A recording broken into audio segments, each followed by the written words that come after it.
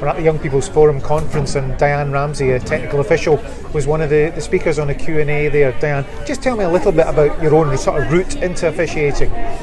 So I competed at the Commonwealth Games in Glasgow in 2014. I continued competing for a wee while after that, and then realised that I didn't have the same passion anymore. So at that point I realised I wanted to stay involved in the sport, so I wasn't quite ready to be a coach yet and give up the time required to be a successful coach, so I decided to go down the officiating path instead. And my competing knowledge and time as an athlete has really helped me progress pretty quickly within the officiating world, and take that forward as my new position within the sport.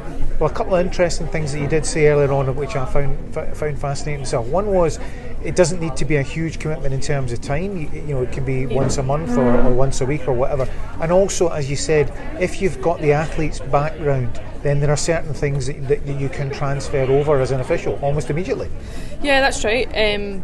So I think a lot of young athletes, or athletes as they go through university and then start their career in the working world, that's at the point they start moving out of the sport, and it's partly due to they expect the commitment has to stay the same to stay involved in the sport. And I think what I've learned is that whilst I now don't train 6 days a week, I can contribute at least 1 or 2 days a weekend or a month even, and stay involved in the sport from an officiating point of view. So I think that's an avenue that needs to be explored a lot more for athletes before they then move out of the sport completely. My competing background has really helped.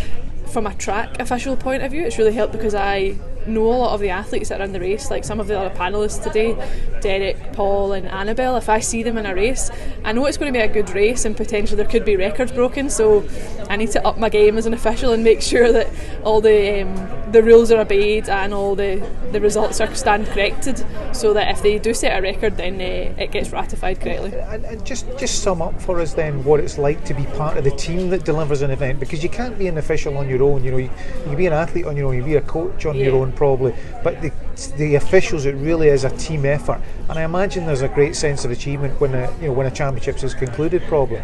Yeah, and I think community within athletics is so strong here in Scotland in particular at least, and the officiating community, we have so many knowledgeable and experienced officials here that my journey into officiating has been so easy because I've been so well supported by all the experienced officials around me, and they are looking for new, younger people to come into the sport in an officiating capacity, and they're willing to support them through their journey and kind of give back to the sport through that route. So yeah, it does take quite the army to get an event running, and doesn't necessarily all go smoothly, but as long as everyone learns from the experience and enjoys their time as part of the sport, whether that's an athlete, official or a coach, then I think it's really valuable.